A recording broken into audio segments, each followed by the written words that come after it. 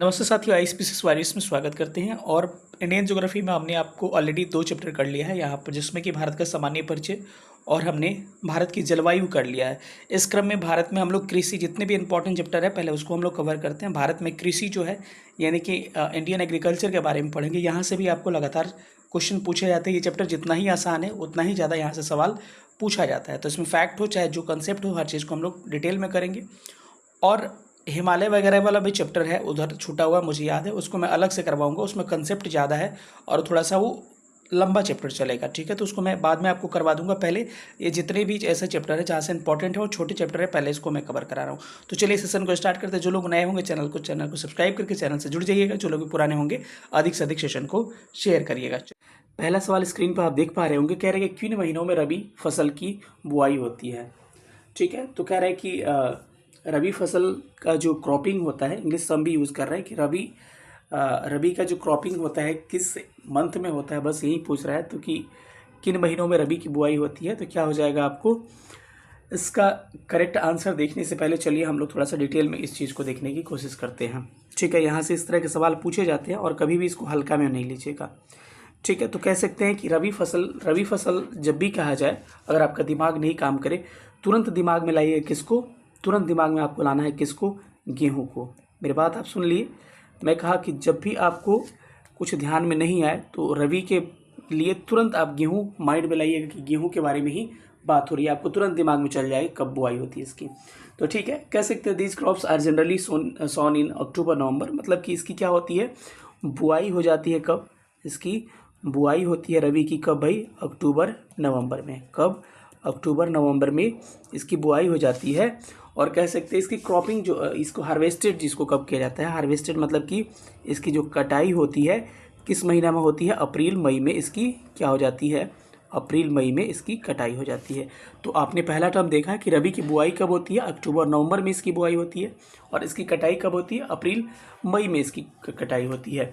और इसके अंदर जो क्रॉप्स आते हैं उस क्रॉप्स को देख लेते हैं कि कौन कौन सी इसमें फसलें शामिल की जाती हैं। उन फसलों का नाम थोड़ा सा आप ध्यान से देख लें कि इसके अंतर्गत कौन कौन सी फसलों को हम लोग शामिल करते हैं। तो सबसे पहले अगर हम इसमें फसल को इंक्लूड करते हैं, तो अगर हिंदी में टर्म भी यूज़ करेंगे, इंग्लिश में भी, तो सबसे पहले मैं आपको बताना चाहूँगा कि सबसे पहले गेहूं का तो आपने नाम सुना होगा। जितने ठंडी के दिनों में फसलें रोपी जाती है सब रबी के अंतर्गत ही आती है। तो सबसे पहले क्या हो जाएगा, सबसे पहले दोस्तों गेहूं हो जाएगा। गेहूं के बाद से आपको पता होगा, गेहूं के बाद से जौ, गेहूं के बाद से जौ हो जाएगा। उसके बाद से सरसों हो जाएगा, सरसों हो जाएगा। सरसों के बाद से आपका मटर पी हो जाएगा। उसके बाद से आपको मटर हो जाएगा। तो ये सारी फसलें किस में आती है, आपको रबी फसल में आती है। अगर इंग्लिश टर्म का बात करना चाहें तो सबसे पहले गेहूं को वीट कह सकते हैं आप। वीट क्या हो जाएगा, गेहूं हो जाएगा। उसके बाद से क्या हो जाएगा आपका जौ, जौ का इंग्लिश का है तो जौ में क्या कह सकते हैं, बार्ली कह सकते हैं। और इसमें चना भी आ जाएगा, बार्ली कह सकते हैं, जौ को बार्ली। उसके बाद से सरसों को आप क्या कह सकते हैं, सरसों को आप सीधी सी बात है कि सरसों को भी आप यूज़ कर सकते हैं, मस्टर्ड कह सकते हैं। इसके अलावा मटर को पी कह सकते हैं, चना को आप क्या कह सकते हैं, चना को ग्राम कह सकते हैं। तो ठीक, इंग्लिश टर्म भी इसका ध्यान रखिएगा। तो ध्यान रखिए कि गेहूं की जो बुआई होती है अक्टूबर नवंबर में होती है, कटाई इसकी अप्रैल मई में होती है। और इसके अंतर्गत जो फसलें आती है इंपॉर्टेंट है, क्योंकि पूछेगा इसमें से कौन सा रबी का फसल नहीं है या फिर कौन सा है, तो यहाँ से आप पिक कर सकते हैं। तो नाम याद रखिए, गेहूँ, जौ, सरसों, मटर, चना, ये सारी क्या है, ये सारी रबी की फसल है। तो ध्यान रखना है। प्रश्न क्या पूछा, किन महीनों में रबी की बुआई होती है, तो रबी की बुआई जो किस में होती है भाई, अक्टूबर नवंबर में होती है। मैंने यहाँ पर दिखाया है। तो इसका करेक्ट आंसर क्या होगा, अक्टूबर नवंबर, ऑप्शन सी क्या हो जाएगा, करेक्ट हो जाएगा। इसके अलावा रबी तो आपने जान लिया, स्क्रीनशॉट साथ साथ लेते चलेगा। रबी के साथ साथ एक और सवाल पूछता है कि खरीफ जो फसलें होती है, इंग्लिश में भी खरीफ क्रॉप्स ही कहा जाता है, तो ऐसा कुछ नहीं है, कुछ इंग्लिश ज़्यादा होता है इसका। खरीफ जो फसल होती है तो पूछेगा खरीफ की बुआई कब होती है। तो इसको ध्यान रखिए, खरीफ की बुआई हम कब करते हैं, इसको हम लोग। तो खरीफ की बुआई, खरीफ यानी खरीफ को इंग्लिश में खरीफ कहते हैं। खरीफ की बुआई जो होती है आपको किस महीने में होती है, तो आपको पता होगा, देखना कि बारिश होने लगता है अभी का समय, तो क्या होता है, इसकी बुआई जून जुलाई में होती है। कब होती है भाई इसकी बुआई, खरीफ की बुआई, क्रॉपिंग कब होती है, बुआई क्या है इसकी जून जुलाई में होती है। और इसकी कटाई की बात करें तो आपने देखना कि छठ के आसपास, दिवाली के आसपास इसकी कटाई होने लगती है। तो कह सकते हैं कि सितंबर अक्टूबर में क्या होती है, इसकी कटाई होती है। हम लोग तरफ नवंबर में होती है, लगभग नवंबर दिसंबर में, लेकिन आप नवंबर मत लिखिएगा। ये जो है ज्योग्राफी के हिसाब से बता रहा हूँ कि इसकी बुआई जो होती है जून जुलाई में होती है और इसकी कटाई जो होती है सितंबर में होती है। ठीक है, तो आप कह सकते हैं कि these are the crops of the basically depend on rainy seasons. मतलब कि ये होती है कि आपको बारिश के मौसम में होती है, इसके लिए अधिक बारिश चाहिए और इसके लिए क्या चाहिए, अधिक गर्मी भी चाहिए। ठीक है, sown in June July and harvested in September October. This includes, इसमें क्या क्या आ जाएगा, दिस इंक्लूड्स फसलें कौन कौन सी आ जाएगी, फसलों का नाम आपके लिए ज़्यादा इंपॉर्टेंट होगा। तो इसमें फसलें कौन कौन सी आ जाएगी, अगर बात करें फसलों का तो इसमें धान आ जाएगा। कौन आ जाएगा, धान आ जाएगा। धान के बाद से ज्वार का आपने नाम सुना होगा, ज्वार आ जाएगा। फिर बाजरा आ जाएगा। बाजरा के बाद से आपको रागी देखने को दोस्तों इसी में मिलेगा, ज्वार बाजरा रागी, ज्वार बाजरा रागी भी इसी में आ जाता है। उसके अलावा अब राई दूसरा है, राई इसमें चला जाता है। राई जो आएगा आपका उसमें चला जाएगा आपका रबी क्रॉप्स में, लेकिन इसमें रागी इसमें आ जाएगा।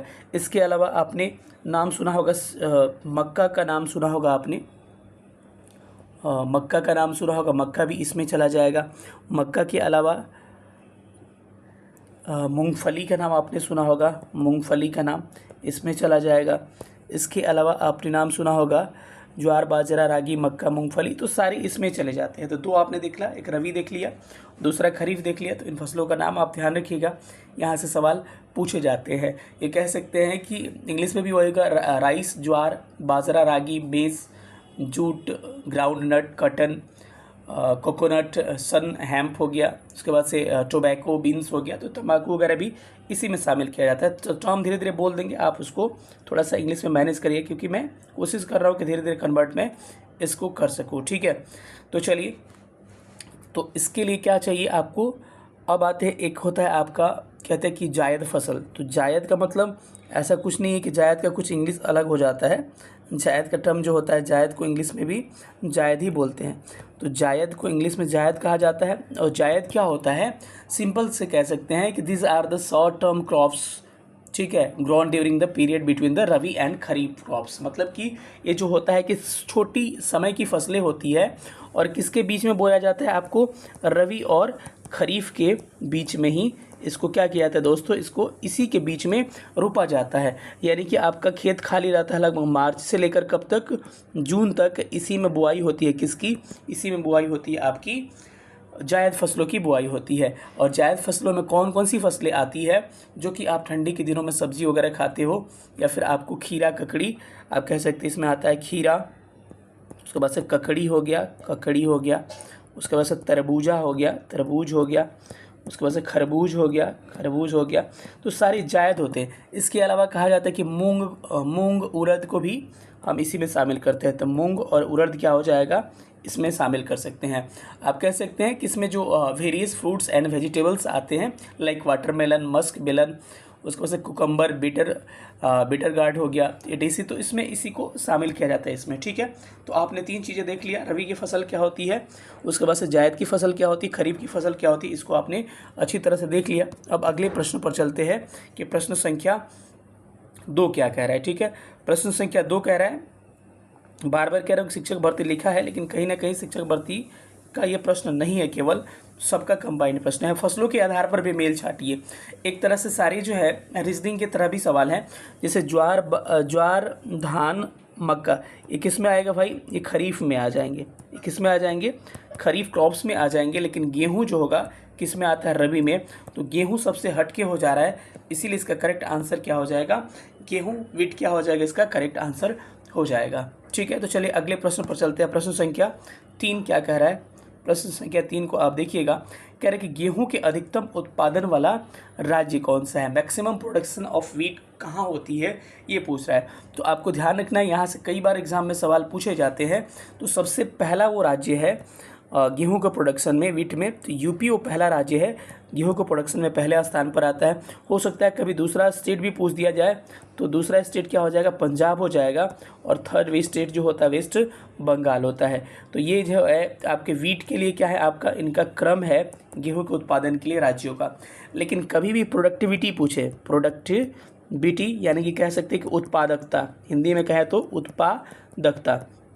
उत्पादकता क्या होती है, जैसे कि 1 हेक्टेयर खेत में जितना आपको प्रोडक्शन होता है ना, उसको क्या कहते हैं हम लोग, सिंपल सी बात है, उसको उत्पादकता कहते हैं। तो सबसे अधिक उत्पादकता जो है कहाँ पर है, आपको पता होना चाहिए कि पंजाब में सबसे अधिक क्या है, प्रोडक्टिविटी है, चाहे गेहूं हो चाहे चावल हो। मतलब इसीलिए वहाँ के किसान क्या है, संपन्न है, यानी कि खेती के विकास के लिए प्रोडक्टिविटी का होना ज़्यादा ज़रूरी है। अब पता चले कि आपके पास बहुत सारा खेत है, लेकिन खेत जो है 1 कट्ठा में 10-10 केजी हो रहा है, तो कभी आप संभव हो सकेगा विकास कर पाएंगे। तो यही रीज़न है, आप समझ गए हो मेरी बातों को। अगर वही कहा जाए चावल के प्रोडक्शन में, तो चावल के प्रोडक्शन में जो है भारत में पहला जो स्टेट है उसका वेस्ट बंगाल जो स्टेट है, चावल के प्रोडक्शन में पहला स्थान पहले। लेकिन प्रोडक्टिविटी की बात करें तो चावल के प्रोडक्टिविटी में भी पंजाब का जो स्थान है क्या है आपका, पंजाब का नंबर 1 स्थान है। इस बात को ध्यान रखिएगा आप लोग। अगर विश्व में बात करें गेहूँ का उत्पादन सबसे अधिक कहाँ होता है, चीन में होता है, और अपना देश जो है भारत कितने स्थान पर आता है, 2nd स्थान पर। अगर चावल की बात करें तो विश्व में चीन वो देश है जहां पर चावल का उत्पादन सबसे अधिक होता है, और भारत वो देश है जहां पर 2nd पोजीशन है चावल के उत्पादन में। चावल गेहूं जो है ग्रेमिनी कुल का पौधा है, इस बात को भी आप ध्यान रख सकते हैं। चलिए अगले प्रश्न पर चलते हैं। अगला प्रश्न आपको क्या इसमें कह रहा है, चलिए, यानी कि मैंने यहाँ पे टिक नहीं किया, इसका आंसर क्या हो जाएगा, इसका आंसर आप समझ गए होंगे कि यूपी जो है गेहूं के प्रोडक्शन में क्या है, पहले स्थान पर आ जाता है। धान की उत्पत्ति कहाँ से हुई है, ओरिजिनेशन ऑफ पैडी, धान की उत्पत्ति कहाँ से मानी जाती है, इस बात को अगर देखा जाए तो दक्षिण पूर्व एशिया। दक्षिण पूर्व एशिया है क्या, आप मैप में देखिएगा तो ये क्या है, भारत का मैप है, और यह नॉर्थ ईस्ट वाला पार्ट है, और नॉर्थ ईस्ट के नीचे में इधर एक ऐसे बेल्ट जुटा हुआ है, मलेशिया, इसमें क्या है आपके Indonesia, Malaysia, Brunei, Canada, Thailand, ये सब क्या है, फिलीपींस, ये सब कंट्री इसमें शामिल है। इसी को दक्षिण पूर्व एशिया कहा जाता है, क्योंकि दक्षिण और पूर्व में है। ये किस डायरेक्शन में है, दक्षिण पूर्व में है, और यहीं से धान की क्या मानी जाती है, यही धान से उत्पत्ति मानी जाती है। कहाँ से, दक्षिण पूर्व एशिया से। अगर वही बात करें कि चावल की उत्पत्ति कभी पूछ दे तो सॉरी, धान है चावल वही हो गया, लेकिन अभी कभी पूछ दे सवाल आपको कि अरहर की उत्पत्ति कहाँ से मानी जाती है, जिसको गांव में रहर कहते हैं, तो अरहर की उत्पत्ति आपको दोस्तों भारत से मानी जाती है। इस प्रश्न को बिल्कुल ध्यान रखिएगा। चलिए प्रश्न संख्या 5 पर चलते हैं। प्रश्न संख्या 5 आपको क्या कह रहा है, इसको पढ़िएगा। प्रश्न संख्या 5 कह रहा है कि चावल की खेती के लिए आदर्श जलवायु क्या होनी चाहिए। आदर्श जलवायु का मतलब कि मैंने पहले ही कहा था कि चावल जो है यानी कि खरीफ क्रॉप्स में आता है, और this are the crops of rainy season, मतलब कि ये जो है वर्षा वाला सबसे अधिक रेनी सीजन में ही होता है, क्योंकि आप देखे होंगे कि पूरा दबा के बारिश अभी होगा तो क्या होगा, धान की रुपाई होगी। तो इसके लिए अधिक वर्षा चाहिए, और टेम्परेचर यानी कि तापमान भी क्या चाहिए, ज़्यादा चाहिए। तो ये मत याद रखना कि कभी कभी आपको टेम्परेचर भी पूछ देता है। तो एक्चुअल अगर बात करें चावल के प्रोडक्शन के लिए, तो कई बार एग्जाम्स में पूछा है कि चावल के प्रोडक्शन के लिए या फिर धान के प्रोडक्शन के लिए टेम्परेचर कितना चाहिए, उसके बाद से उसके लिए आपको कितना वर्षा चाहिए। तो याद रखना साथियों कि आपको 75 से लेके 200 सेंटीमीटर क्या चाहिए, वर्षा चाहिए। हो सकता है इसके बीच में कुछ आ जाए ऑप्शन, वही टिक कर लीजिएगा। 75 से लेकर 200 सेंटीमीटर वर्षा चाहिए, और इसके लिए टेम्परेचर जो चाहिए, ज़्यादा टेम्परेचर चाहिए, यानी कि लगभग 20 degree Celsius to 27 degree Celsius के लिए क्या चाहिए, टेम्परेचर चाहिए। तो ये कंडीशंस ध्यान रखिएगा, कई बार एग्जाम्स में कंडीशन पूछा जाता है कि इसके लिए क्या होगा। तो इसका प्रश्न का राइट आंसर क्या होगा कि 100 सेंटीमीटर से अधिक वर्षा चाहिए और 25 से ज़्यादा टेम्परेचर। तो 20 से 27 के बीच में 25 भी आ गया, और 100 सेंटीमीटर वर्षा में 75 से 100 के बीच में 200 के बीच में 100 भी आ गया। तो इसका करेक्ट आंसर ऑप्शन ए हो गया। लेकिन ऐसा भी हो सकता है कि कभी कभी आपको गेहूं के लिए परिस्थितियाँ पूछ दे कि गेहूं का जो उत्पादन होता है किन परिस्थितियों में होता है। तो इसको अच्छा से ध्यान रखिएगा कि कैसे इसको उत्तर करना है आपको। तो गेहूं के लिए आदर्श परिस्थिति याद रखना कि जब गेहूं की बुआई होती है ना, एकदम प्रैक्टिकल में आइए, जब गेहूं की बुआई होती है तो ध्यान रखना कि दिसंबर जनवरी का महीना लगभग होता है। वो कहा जाता है अक्टूबर नवंबर, लेकिन हम अपने तरफ देखते होंगे तो अक्टूबर नवंबर वाला महीना जो होता है ठंडी का होता है। और इसीलिए इसको स्टार्टिंग में जो टेम्परेचर होता है कम चाहिए, यानी कह सकते हैं इसको स्टार्टिंग में टेम्परेचर थोड़ा सा कम चाहिए। और स्टार्टिंग में टेम्परेचर जो है इसको नोट करिएगा 10 से लेकर लगभग 15 डिग्री सेल्सियस क्या चाहिए, स्टार्टिंग में गेहूं का टेम्परेचर चाहिए। लेकिन जब कटाई की जाती है साथियों, तो देखना कि मार्च अप्रैल में जब कटाई की जाती है तो अंतिम समय में इसको टेम्परेचर ज़्यादा चाहिए, क्योंकि गेहूं को पकना होता है। तो लगभग अंतिम समय में लगभग 25 डिग्री सेल्सियस लगभग टेम्परेचर गेहूं को चाहिए होता है। ठीक है, तो कहते हैं इसको 20 से लगभग 25 डिग्री टेम्परेचर लास्ट में, और शुरू में कितना, शुरू में आपको 10 से 15 डिग्री सेल्सियस टेम्परेचर चाहिए। ठीक है, तो इन बातों को ध्यान रखिएगा, कई बार एग्जाम्स में यहाँ से सवाल पूछे हैं। तो करेक्ट आंसर इसका क्या हो जाएगा, ए इज़ राइट आंसर। निम्नलिखित फसलों में से कौन सा भारत में प्रमुख खाद्यान्न फसल है? तो अगर ऑप्शन ई रहता तब हम कहते हैं कि इसको छांट लेते हैं, लेकिन भारत में प्रमुख खाद्यान्न फसल पूछा जाए तो क्या हो जाएगा आपका चावल, राइस क्या हो जाएगा, करेक्ट आंसर हो जाएगा। खाद्यान्न फसल मतलब कि जो फसल हम खाते हैं उसको क्या बोलते हैं, खाद्यान्न फसल, यानी कि अनाज को खाद्यान्न फसल में शामिल किया जा सकता है। यूँ कह सकते हैं कि फूड क्रॉप्स कह सकते हैं इसको क्या इंग्लिश में कहते हैं, फूड क्रॉप्स कह सकते हैं। फूड क्रॉप्स यानी खाद्यान्न फसलों में किसको किसको शामिल किया जाता है, कुछ नाम आप देख लीजिए।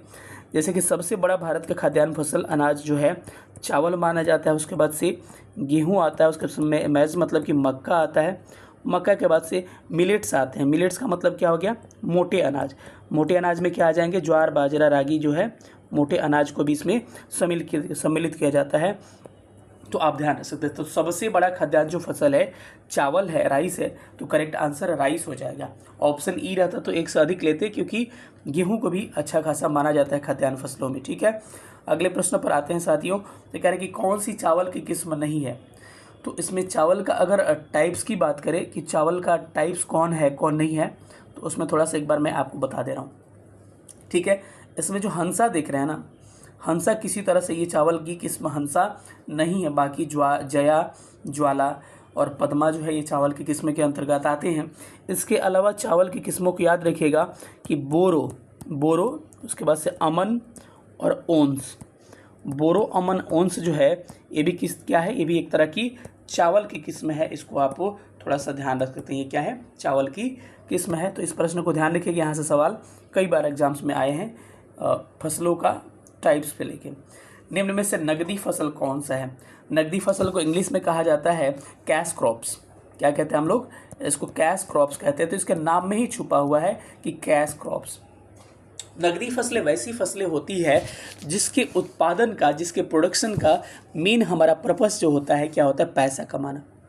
अब कई बार सर हम चावल और गेहूं बेचते हैं तो उसका धान गेहूं से भी हम पैसा कमाते हैं, लेकिन ठीक है दोस्तों, लेकिन एक फसल ऐसी है, कुछ फसलें जिसका मकसद ही खाना नहीं होता है बल्कि उसको बेचना होता है, तो उसको नगदी फसल कहते हैं। तो नगदी फसलों के अंतर्गत आपको किस किस फसल को शामिल किया जाता है आप इसको नोट कर सकते हैं। आप जूट देखे होंगे, जूट के अलावा आप मूंगफली देखे होंगे, मूंगफली के अलावा आप गन्ना देखे होंगे, गन्ना के अलावा आप चाय देखे होंगे, चाय के अलावा कॉफ़ी देखे होंगे, कॉफ़ी के अलावा आप तंबाकू भी देखे होंगे, कॉफ़ी के अलावा आप तंबाकू देखे होंगे, तंबाकू, ये सब सारे किस्में शामिल किया जाता है, सारे नगदी फसलों में आते हैं। या फिर बागवानी फसलें भी जो होती है मैक्सिमम कैश क्रॉप्स में ही आती है, और इसमें जूट हो गया, मूंगफली हो गया, उसके बाद से कॉटन भी इसमें आ जाएगा, कॉटन भी इसमें आ जाएगा। सब किस में आते हैं, आपको नगदी फसलों में आते हैं। ठीक है, वाइल्ड सीड्स भी हो गए, मतलब बहुत सारे तिलहनी फसलें भी होती इसमें आती है। तो ध्यान रखिएगा कि कॉटन, जूट, उसके बाद से क्या हो जाएगा, शुगर केन हो गया। तो सारी किस्में होती है, जूट, मूंगफली, गन्ना, चाय, कॉफ़ी, तंबाकू, ये सारी किस्में आती है नगदी फसलों में आती है। एक बच गया कौन, उल्टा ज्वार। तो कह रहे कौन शामिल नहीं है, तो जूट भी शामिल है, मूंगफली भी शामिल है, गन्ना भी शामिल है, लेकिन ज्वार इसके अंतर्गत बिल्कुल नहीं आता है। तो करेक्ट आंसर क्या हो जाएगा इसका, राइट आंसर आपका option C is correct answer. Option C क्या हो जाएगा, इसका करेक्ट आंसर हो जाएगा। चलिए अगले प्रश्न पर चलते हैं। सवाल नंबर अगला देखिए कि सवाल नंबर 9 क्या कह रहा है। भारत का सबसे बड़ा कपास उत्पादक राज्य कौन सा है? तो साथियों ध्यान रखना है कि भारत में सबसे अधिक कपास का प्रोडक्शन जो होता है कहाँ पर होता है। देखिए सबसे अधिक काली मिट्टी कहाँ है, सबसे अधिक काली मिट्टी जो है हमारे महाराष्ट्र में है। लेकिन कपास का प्रोडक्शन जो होता है, सबसे अधिक कपास जो है गुजरात में उपजाया जाता है। तो कोई पूछेगा कपास का प्रोडक्शन सबसे अधिक, बहुत इंपॉर्टेंट क्वेश्चन है कि भारत में सबसे अधिक कपास जो है कहाँ निकलता है, तो आपको ध्यान रखना है दोस्तों, क्या हो जाएगा आपको, कपास सबसे अधिक भारत में गुजरात में निकलता है। कहाँ पर? गुजरात में। लेकिन कभी पूछ दिया जाए कि विश्व में सबसे अधिक कपास का प्रोडक्शन कहाँ होता है, तो स्टेट और देश कौन सा है आपका? चीन वो देश है जहाँ पर सबसे अधिक कपास का प्रोडक्शन होता है। इन बातों को आपको ध्यान रखना है। तो कभी ऐसे प्रश्न पूछे जा सकते हैं कि कपास का प्रोडक्शन कहाँ पे ज़्यादा होता है। ठीक है, इसके अलावा और भी कुछ क्वेश्चन पे अगर बात करें तो इसका तो करेक्ट आंसर क्या हो गया? इसका करेक्ट आंसर क्या हो गया आपका? इसका राइट आंसर जो है आपका हो गया गुजरात इस करेक्ट आंसर की, सबसे अधिक गुजरात में। लेकिन कभी कभी पूछा जाए कि अगर जूट के प्रोडक्शन में पूछा जाए कि जूट के प्रोडक्शन में किसका स्थान पहला है भारत में, तो क्या हो जाएगा? वेस्ट बंगाल इस करेक्ट आंसर। तो कभी भी पूछा जाए कि भारत में सबसे अधिक जूट का उत्पादन कहाँ होता है? वेस्ट बंगाल में। और विश्व में बात करें तो विश्व में भारत वो देश है जहाँ पर सबसे अधिक क्या होता है? सबसे अधिक जूट का उत्पादन संभव हो पाता है। तो भारत वो देश है जहाँ पर जूट का उत्पादन सबसे अधिक होता है। इसके अलावा कभी मूंगफली भी पूछ दे आपसे, इंपॉर्टेंट है सारा, कि मूंगफली के प्रोडक्शन में भारत में पहला स्थान किसका है, तो आप बता सकते हैं साथियों कि गुजरात वो राज्य है जहाँ पर सबसे अधिक क्या होता है? मूंगफली होता है। तो मूंगफली में भी क्या है आपका? गुजरात जो है, गुजरात का प्रथम स्थान है। लेकिन विश्व में मूंगफली में क्या है? चीन प्रथम स्थान पे आता है। अगर वही बात करें आपका सोयाबीन में, तो सोयाबीन के प्रोडक्शन में भारत में कौन सा स्टेट? एमपी वो स्टेट है जो सबसे पहले स्थान पर आता है।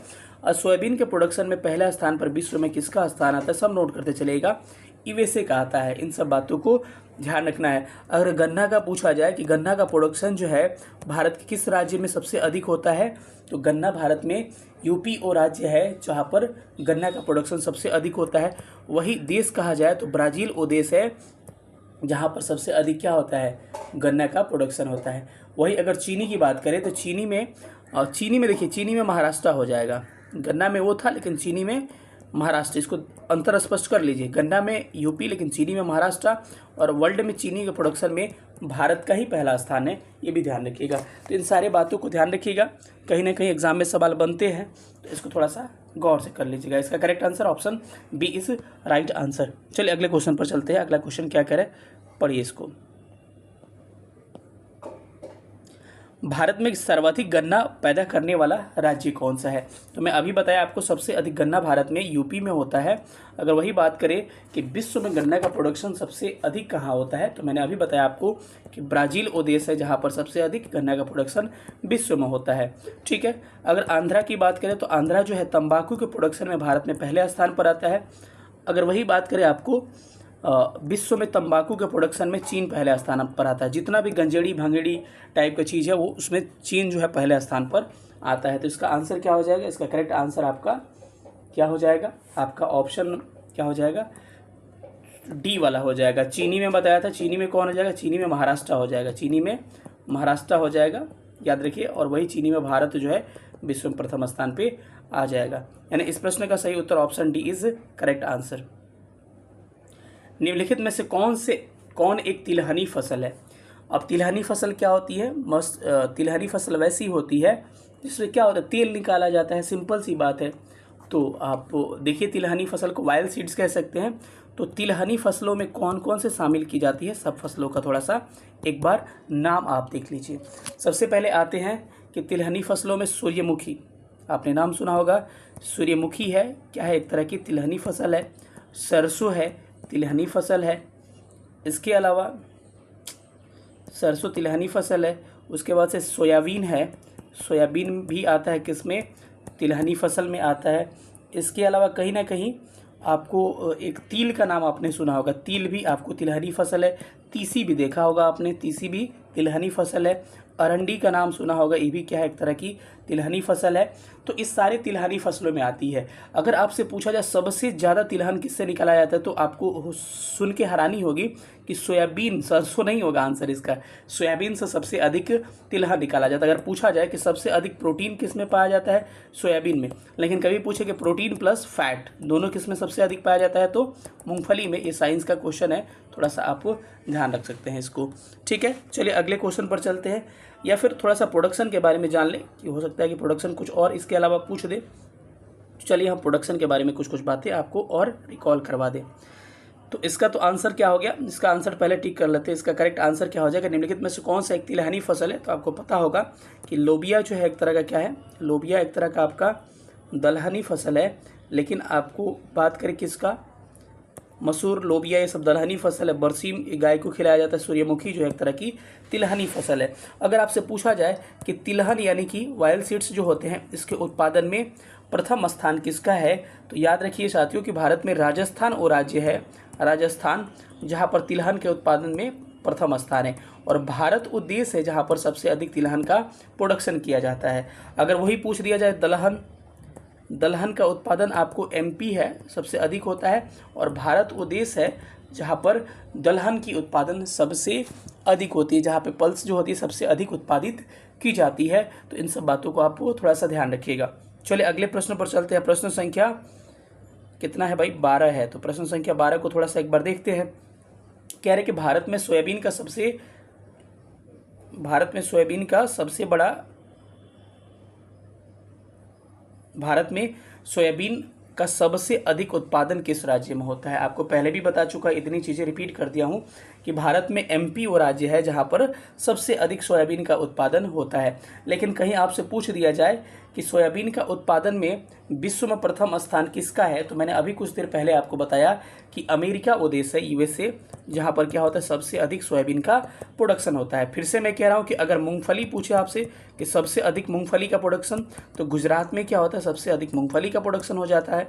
और वही देशों की बात करें तो देश में क्या हो जाएगा, चीन वो देश है जहाँ पर सबसे अधिक क्या होता है मूंगफली का प्रोडक्शन हो पाता है। तो इस बात को ध्यान रखिएगा। राजस्थान की बात करें तो तिलहन के उत्पादन में, वायल सीड्स के उत्पादन में प्रथम स्थान है।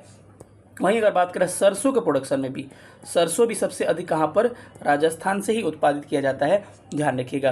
कभी आपसे पूछ दिया जाए कि दूध का प्रोडक्शन, मिल्क का प्रोडक्शन भारत में सबसे अधिक कहाँ होता है, तो ध्यान रखिएगा दोस्तों कि विश्व में सबसे अधिक दूध जो है भारत में उत्पादित किया जाता है। लेकिन भारत में वर्तमान डाटा के अनुसार सबसे अधिक मिल्क जो है आपका राजस्थान में प्रोडक्शन होता है।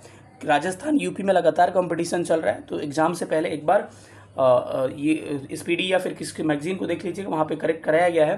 तो अभी राजस्थान है, जो अगर चेंज हुआ होगा तो उसको एक बार चेक कर लीजिएगा आप लोग। चलिए अगले प्रश्न पर चलते हैं। प्रश्न संख्या निम्न में से कौन सा एक देश दलहनी फसलों का उत्पादक तथा उपभोक्ता है। भारत में क्या होता है ना कि हमारे यहाँ दलहन का उत्पादन खूब दबा के होता है, लेकिन सबसे ज़्यादा हम लोग खाते भी हैं, उपभोक्ता भी करते हैं। तो भारत वो देश है जहाँ पर सबसे अधिक दलहन का तो उत्पादन होता है, लेकिन सबसे अधिक दाल का हम लोग उपभोग भी कर लेते हैं। तो करेक्ट आंसर क्या हो जाएगा, ऑप्शन इसका डी इस बिल्कुल सही उत्तर हो जाएगा। अगले सवाल पे आते हैं। प्रश्न संख्या 14 क्या कह रहा है, निम्न में से कौन सा युग्म सुमेलित है। तो आपने ये रेशम का नाम सुना होगा, तो उससे संबंधित ये प्रश्न है। तो चलिए इसमें हम लोग इसको मैच करने की कोशिश करते हैं। तो देखिए ईरी जो रेशम है ना, ईरी रेशम असम में होता है, ये बिल्कुल सही है, ठीक है। अब बात आती है कि मूंगा रेशम कहाँ होता है, ये भी असम में होता है, इसको याद कर लीजिएगा। तो ईरी और मूंगा कहाँ पे, असम में। अगर आपसे पूछा जाए कि सहतूत रेशम कहाँ होता है, तो झारखंड में नहीं बल्कि कर्नाटक में क्या होता है, सहतूत रेशम होता है। अगर वही टसर रेशम की बात करें तो कर्नाटक में नहीं बल्कि झारखंड में क्या होता है, टसर रेशम होता है। तो सबको करेक्ट कर लीजिएगा आप। आपसे पूछा जाए ईरी मूंगा असम में, उसके बाद से सहतूत कर्नाटक में, टसर कहाँ पे, झारखंड में। तो आप याद रख सकते हैं ऑप्शन नंबर ए सही है, बाकी सारे आपको मिलान गलत है, ठीक है। चलिए अगले सवाल पे चलते हैं। राष्ट्रीय बागवानी परिषद बोर्ड की स्थापना कब की जाती है। सिंपल सा सवाल है, ऑप्शन सी करेक्ट होगा कि बागवानी बोर्ड की स्थापना आपको 1984 में की जाती है। तो ऑप्शन नंबर सी इसका करेक्ट आंसर होने वाला है। चलिए अगले प्रश्न पर चलते हैं। प्रश्न संख्या 16 क्या कह रहा है कि भारत में किस राज्य में सर्वाधिक कॉफ़ी का उत्पादन किया जाता है। तो आपको पता होना चाहिए दोस्तों कि कॉफ़ी का प्रोडक्शन सबसे अधिक कहाँ पर होता है, कर्नाटक वो राज्य है जहाँ पर सबसे ज़्यादा हम क्या करते हैं, कॉफ़ी का प्रोडक्शन करते हैं। लेकिन अगर पूछ दिया जाए कि विश्व में सबसे अधिक कॉफ़ी का प्रोडक्शन कहाँ पे होता है, तो ब्राज़ील में सबसे अधिक कॉफ़ी का प्रोडक्शन होता है। अगर वही चाय की बात किया जाए तो भारत में चाय का प्रोडक्शन सबसे अधिक असम में, वही असम में सुरमा घाटी में। अगर विश्व की बात करें तो चीन वो देश है, च से चीन च से चाय, यहाँ पर चाय का प्रोडक्शन सबसे अधिक होता है। केरल की बात करें तो केरल जो है रबर के उत्पादन में भारत में पहले स्थान पर आता है। याद रखिए कि रबर के प्रोडक्शन में पूछा जाए कि प्रथम स्थान किसका है, तो केरल को आप ध्यान रख सकते हैं कि केरल वो राज्य है जहाँ पर रबर का प्रोडक्शन भारत में सबसे अधिक होता है। महाराष्ट्र में मैंने कहा कि चीनी के प्रोडक्शन में महाराष्ट्र पहले स्थान पर आता है। उड़ीसा खनिज उनीज में आगे है, इस सब में आगे नहीं है। चलिए आगे चलते हैं अगले प्रश्न पर।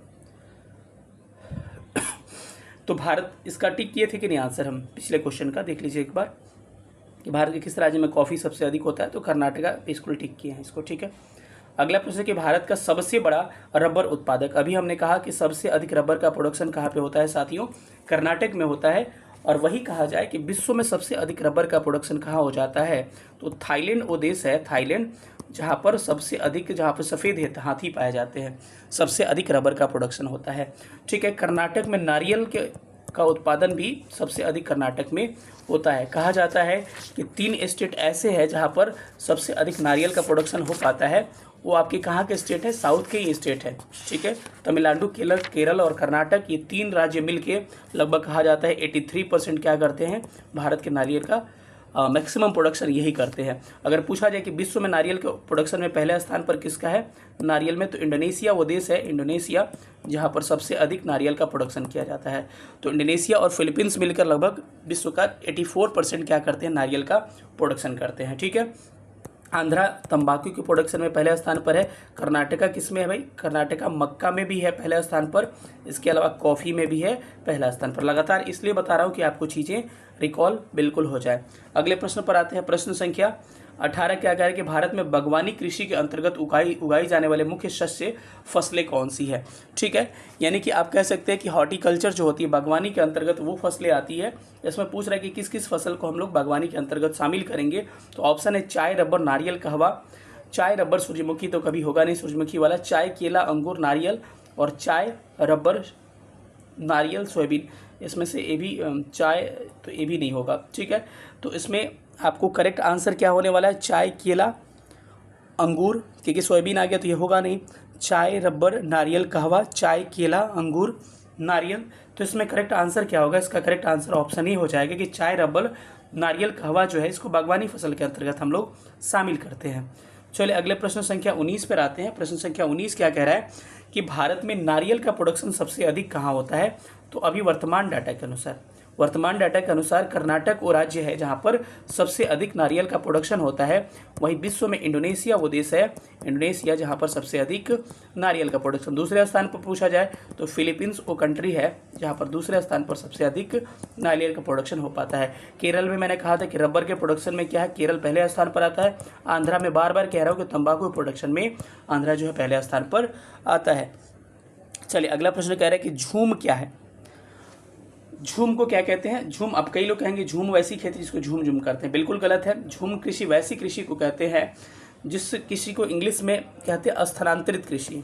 स्थानांतरित कृषि क्यों कहते हैं मैं बताऊंगा। इंग्लिश में कहते हैं शिफ्टिंग कल्टीवेशन कहते हैं इसको, ठीक है। या फिर कहा जाता है कि काटो और जलाओ भी कहा जाता है इसको। क्यों भाई, क्योंकि स्लैश एंड बर्न कहा जाता है, यानी कि काटो एंड जलाओ। इसका मतलब ये होता है कि झूम कृषि क्या होती है कि जंगलों में, पहाड़ी क्षेत्रों में, जनजातीय क्षेत्रों में एक जगह खेती करने के लिए जंगलों को हम काटते हैं, जलाते हैं और उसके बाद उसी की जगह खेती करते हैं। अगर उस ज़मीन का फर्टिलिटी धीरे धीरे कम होती जाती है, फिर दूसरे जगह हम शिफ्ट होते हैं, इसीलिए इसको शिफ्टिंग कल्टीवेशन कहते हैं और दूसरे जगह जाकर यही काम करते हैं। और काटो और जलाओ क्योंकि जंगल को काटते हैं, जलाते हैं, खेती करते हैं। तो स्थानांतरित कृषि यानी कि शिफ्टिंग कल्टीवेशन, काटो और जलाओ, स्लेट एंड बर्न, इसी को कहा जाता है। मैक्सिमम नॉर्थ ईस्ट वाले स्टेट हैं और कुछ जनजातीय क्षेत्र जहाँ पर सबसे अधिक क्या होती है, झूम की कृषि हो पाती है। तो इसका आंसर क्या हो जाएगा, ये क्या है, एक कृषि की पद्धति है, तो ऑप्शन क्या हो जाएगा, डी करेक्ट हो जाएगा। कि झूम क्या है, एक प्रकार का नृत्य है, बिल्कुल नहीं। एक तरह की नदी है, बिल्कुल नहीं। पूर्वोत्तर की एक जनजाति है, बिल्कुल यही आपका क्या हो जाएगा, बिल्कुल सही उत्तर आपका यही हो जाएगा। समझ पा रहे होंगे मेरी बातों को। चलिए अगले प्रश्न पर चलते हैं कि अगला प्रश्न क्या कह रहा है। सब्जी उत्पादन में भारत का स्थान क्या है। याद रखिएगा साथियों कि सब्जी उत्पादन में विश्व में प्रथम स्थान चीन का है, वहीं भारत जो है सब्जी के प्रोडक्शन में दूसरे स्थान पर आता है। तो इसका आंसर क्या हो जाएगा, ऑप्शन बी बिल्कुल सही उत्तर हो जाएंगे। स्टॉक फार्मिंग का संबंध किससे है, पशुओं के प्रजनन को लेकर हम क्या कह सकते हैं, स्टॉक फार्मिंग का संबंध पशुओं के प्रजनन से है। तो क्या हो जाएगा, ऑप्शन इसका बी करेक्ट हो जाएगा। भारतीय कृषि का इतिहास किसने लिखा। इसमें मैक्सिमम लोग गलत आंसर करते हैं। तो कई लोग एम.एस. स्वामीनाथन की बात करते हैं, हरित क्रांति के जनक कहे जाते हैं, इसके बारे में हम बाद में बात करेंगे। लेकिन भारतीय कृषि का जो इतिहास है एम.एस. रांधवा ने लिखा है, तो ऑप्शन क्या हो जाएगा, M.S.. Randhawa is correct answer. ठीक है। वही भारत में हरित क्रांति के जनक जो है, भारत में ग्रीन रेवोल्यूशन, हरित क्रांति के जनक कौन कहते हैं भाई, हरित क्रांति यानी कि ग्रीन रेवोल्यूशन के जनक कहा जाता है एम.एस. स्वामीनाथन को। अगर वही बात करें कि विश्व में हरित क्रांति के जनक किसे कहा जाता है, नॉर्मन बोरलॉग को। नॉर्मन बोरलॉग को आपको कहा जाता है विश्व में हरित क्रांति के जनक। ठीक है। तो हरित क्रांति के बारे में हम लोग थोड़ा सा बाद में बात करेंगे। चलिए आइए अगले प्रश्न पर चलते हैं। देश में इकोलॉजिकल क्षेत्र कितने हैं। तो क्या हो जाएगा, ऑप्शन इसका डी करेक्ट हो जाएगा, 20 अभी वर्तमान में है। ठीक है। देश में प्रथम कृषि विश्वविद्यालय की स्थापना कहाँ पर की गई थी। तो आंसर क्या हो जाएगा इसका, 1960 हो जाएगा। तो 1960 में देश में प्रथम कृषि विश्वविद्यालय की स्थापना की गई थी। और किसने किया था, तो याद रखिएगा ये हुई कहाँ पर थी, ये भी कई बार पूछा गया है कि ये कृषि हुई कहाँ पे थी आपको विश्व में प्रथम। इसकी स्थापना 1960 में। और इसका नाम कई बार पूछ देता है कि भारत में जो कृषि विश्वविद्यालय की स्थापना हुई थी उसका नाम बताइए। तो इसका नाम है आपका गोविंद बल्लभ पंत। क्या नाम है, गोविंद बल्लभ पंत, जो पहले आपको यूपी में था लेकिन अभी कहाँ चला गया, उत्तराखंड में चला गया है। तो क्या आंसर हो जाएगा इसका, ऑप्शन नंबर बी इसका करेक्ट आंसर हो जाएगा। प्रश्न संख्या 26 कह रहा है कि मिश्रित कृषि का संबंध किससे है। तो मिश्रित कृषि जो है, कई लोगों को लगता है कि धान जो गेहूं के साथ हम लगा देते हैं सरसों, वही मिश्रित, केवल वही नहीं है। आप मिश्रित कृषि के साथ आपको डेयरी वगैरह भी शामिल कर सकते हैं, मत्स्य उत्पादन सब आ जाएगा। तो इसका करेक्ट आंसर हो जाएगा कि मिश्रित कृषि में क्या हो जाएगा, कई तरह की फसलों का उगाना तथा पशुपालन, रबी फसल, खरीफ फसल, कई तरह के फसलों का उगाना तथा पशुपालन, मिक्स क्रॉपिंग में इसको हम लोग शामिल करते हैं। ठीक है। चलिए आते हैं अगले प्रश्न पर। भारतीय कृषि में निम्न उत्पादकता का कारण क्या है। तो इस पर हम ज़्यादा बात करते हैं, अगर मेंस के पर्पज से हम पढ़ाते तो भारतीय कृषि के पिछड़ापन का कारण क्या है या फिर कम प्रोडक्शन का कारण क्या है, इसके बारे में बात करें तो कृषि का आकार का जोत का छोटा होना, यानी खेत छोटा छोटा होगा तो आपको इरिगेशन सिंचाई करने में प्रॉब्लम, रोपाई करने में प्रॉब्लम, हर चीज़ में समस्या। तो छोटे जोत का आकार, आवश्यकता से अधिक लोगों का कृषि में, ये भी आपको करेक्ट हो जाएगा। उत्पादन की पिछड़ी तकनीक, ट्रैक्टर की जगह पर बैल से जोतिएगा खेत, आपको कंपाइंड की जगह पर हसुआ से काटिएगा। तो क्या है, सारी पिछड़ी तकनीक का कारण है, यानी कि वैज्ञानिक तरीकों से खेती नहीं करती है। उसमें से सभी इसका क्या हो जाएगा, सही उत्तर हो जाएगा। चलिए अगले सवाल पर चलते हैं। अगला सवाल कह रहा है कि विश्व में हरित क्रांति के जनक किसे कहा जाता है। तो विश्व में हरित क्रांति के जनक किसे कहा जाता है साथियों, याद रखिएगा नॉर्मन बोरलॉग। भाई नॉर्मन बोरलॉग को विश्व में हरित क्रांति का जनक कहा जाता है। लेकिन भारत में किसे कहा जाता है, भारत में एम.एस. स्वामीनाथन जो 1966-67 में हरित क्रांति की शुरुआत किए, इनको कहा जाता है भारत में हरित क्रांति का जनक। अगर पूछा जाए सबसे अधिक कौन सा फसल हरित क्रांति में फ़ायदा पहुंचा, तो गेहूँ चावल दोनों को हुआ था, लेकिन सबसे अधिक गेहूँ को। सबसे अधिक राज्य जो है पंजाब हो गया, हरियाणा हो गया और पश्चिमी उत्तर प्रदेश, वेस्टर्न यूपी का जो पार्ट है वो सबसे अधिक प्रभावित होता, बाकी क्षेत्र आपको प्रभावित नहीं हुए थे। ये प्रश्न कह रहा है कि आपको इसको सजाना है। तो चलिए इसको सजाने से पहले एक हम लोग पेज लेते हैं और इस पेज पे सबको सबसे पहले हम लोग नोट डाउन कर लेते हैं कि क्या क्या किसको क्या हम लोग कहते हैं। थोड़ा सा इसके लिए मुझे स्पेस की आवश्यकता है, तो प्रश्न नहीं भी दिखे तो आपको थोड़ा सा मैनेज करिएगा। ठीक है। चलिए हम लोग इसको थोड़ा सा इसके बारे में लिखते हैं। ठीक है। और इसके लिए थोड़ा सा मुझे पतला करना पड़ेगा क्योंकि तभी समझ में आपको आएगा। अगर कहा जाए कि गोल क्रांति का संबंध किससे है, तो गोल क्रांति का संबंध किससे है भाई, आलू के उत्पादन से।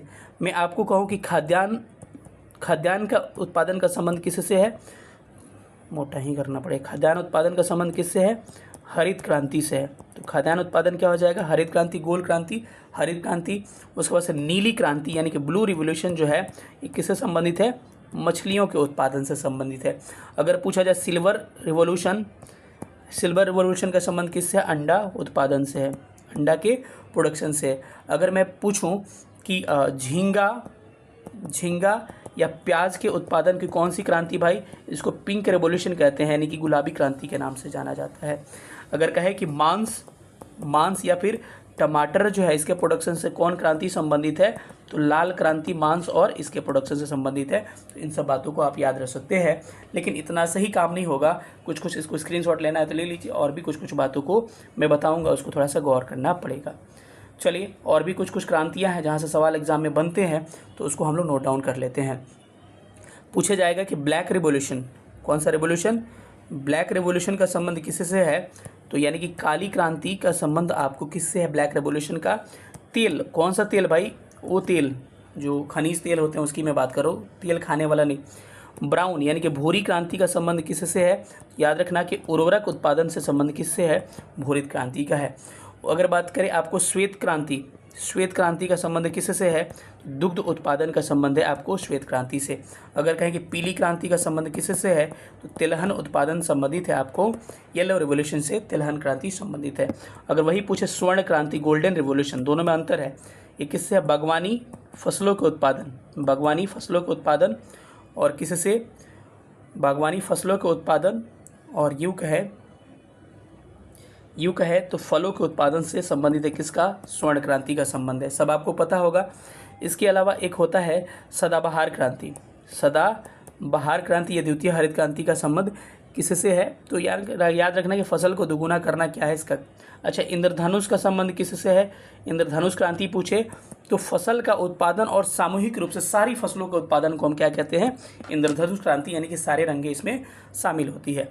तो अगर प्रश्न को देखना चाहें, इस प्रश्न का करेक्ट आंसर क्या हो जाएगा, तो मेरे साथ साथ मिलाइएगा। तो चलिए आप लोग को साथ साथ मिलाते हैं, इसका करेक्ट आंसर क्या होगा, इसको देखिएगा। इसका राइट आंसर क्या होने वाला है आपको, खाद्यान्न उत्पादन क्या हो जाएगा भाई, खाद्यान्न उत्पादन हरित क्रांति का संबंध, ए का 1 हो जाएगा। उसके बाद से बी का क्या हो जाएगा, श्वेत क्रांति, दुग्ध उत्पादन हो जाएगा। उसके बाद से अगर बात करें मत्स्य उत्पादन, नीली क्रांति, उर्वरक, भूरी क्रांति, ऑप्शन ए या करेक्ट हो जाएगा। अगला कि स्थानांतरणशील कृषि के स्थानीय नाम और संबंधित, मतलब कि क्या है कि झूम कृषि या फिर शिफ्टिंग कल्टीवेशन का स्थानीय नाम पूछा है, और कई बार एग्जाम में यहाँ से सवाल बने हैं। थोड़ा सा इसको हल्का में ना लेके भारी में लेके थोड़ा सा ठीक से कर लीजिए, यहाँ से सवाल आ रहे हैं एग्जाम में। तो स्थानांतरित कृषि से संबंधित कुछ सवाल है जिसको आपको आराम से करना होगा। मिल्पा कहाँ कहते हैं भाई, मिल्पा मध्य अमेरिका या मैक्सिको में, मध्य अमेरिका और मैक्सिको में हम क्या कहते हैं, झूम की कृषि को मिल्पा के नाम से जानते हैं। लदांग कहाँ कहते हैं, इंडोनेशिया और मलेशिया दोनों जगह, इंडोनेशिया और मलेशिया में हम क्या कहते हैं, इसको लदांग के नाम से जानते हैं। श्रीलंका में पूछा जाए कि झूम कृषि को श्रीलंका में किस नाम से जानते हैं, श्रीलंका में हम चेना के नाम से जानते हैं। किस नाम से भाई, चेना के नाम से। अगर पूछा जाए कि रोका कहाँ पे कहते हैं, ब्राज़ील में इसी को हम लोग रोका के नाम से जानते हैं। वही कानुको कहाँ कहा जाता है, कानुको कहाँ भाई, कानुको हम कहते हैं वेनेजुएला में हम कानुको के नाम से जानते हैं। तो कह रहे हैं कि इसमें से कौन सा सही है ऑप्शन, तो इसको मिलाते हैं अगर, तो क्या सही होगा भाई, आइए इसको हम लोग मिला के चेक करते हैं। यानी कि मिल्पा जिम्बाब्वे कह रहे हैं, ये भी गलत है। लदांग इंडोनेशिया मलेशिया ये सही है। चीन चेन्ना ये श्रीलंका हो जाएगा। ऑप्शन क्या होगा, इसका ऑप्शन बी करेक्ट हो जाएगा।